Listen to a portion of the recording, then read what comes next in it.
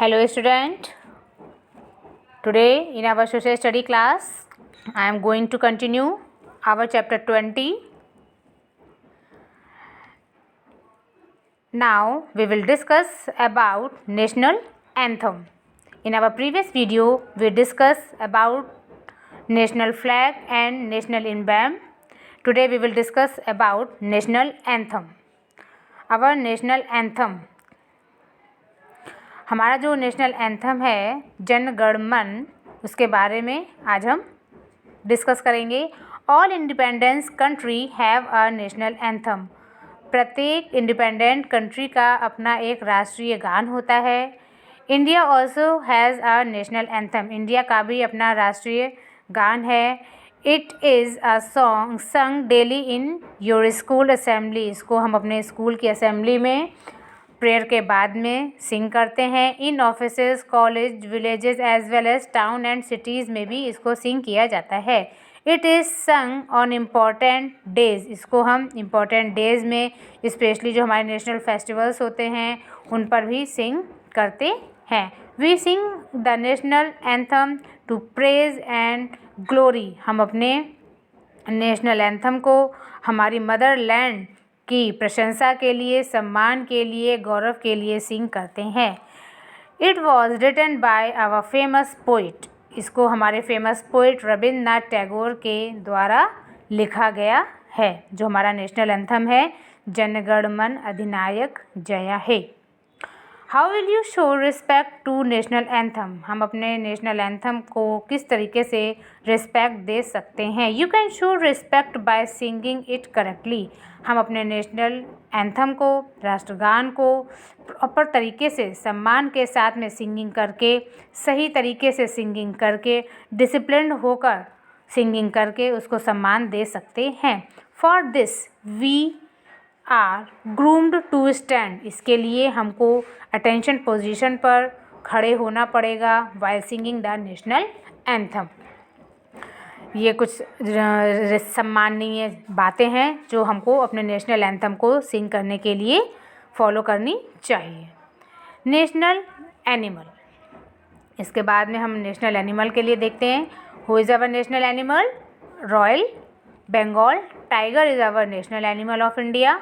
It symbolizes India's wealth and wild life. ये India की wealth, जो वाइल्ड लाइफ है, उसका प्रतीक है। इट रिप्रेजेंट, ये दर्शाता है किस बात के लिए? Grace, strength and power. Grace means गौरव, शक्ति और ताकत को दर्शाता है हमारा नेशनल एनिमल जो कि टाइगर है। हमको उसके तरीके का ग्रेसफुल होना चाहिए, शक्तिशाली होना चाहिए और पावरफुल होना चाहिए। To protect it from extinction, national park and wild life sanctuaries are being set up. इनको प्रोटेक्शन के लिए national parks and wild life sanctuaries भी बनाई जा रही हैं जिससे कि इनको प्रोटेक्शन दिया जा सके। National bird, the peacock is the national bird of India. जो हमारी है वो पीकॉक है। It is beautiful blue green coloured bird. ये हमारी beautiful blue green colour bird है। इट हैज़ लॉन्ग ब्लू नेक। इसकी नेक जो है ब्लू नेक होती है जो कि लंबी होती है। A fan shaped crest and a long tail of feather. इसकी जो टेल है वो पंखों से भरी हुई होती है और इसका क्रेस्ट कहते हैं सर के ऊपर जो इसकी कलगी होती है वो फैन शेप्ड की है। It spreads its tail into beautiful fan. ये जो है अपने टेल को इस तरीके से स्प्रेड करता है कि वो ऐसे लगता है जैसे बहुत ही सुंदर ब्यूटीफुल फैन है। टू हॉप एंड डांस, फिर ये हॉप करता है एंड डांस करता है।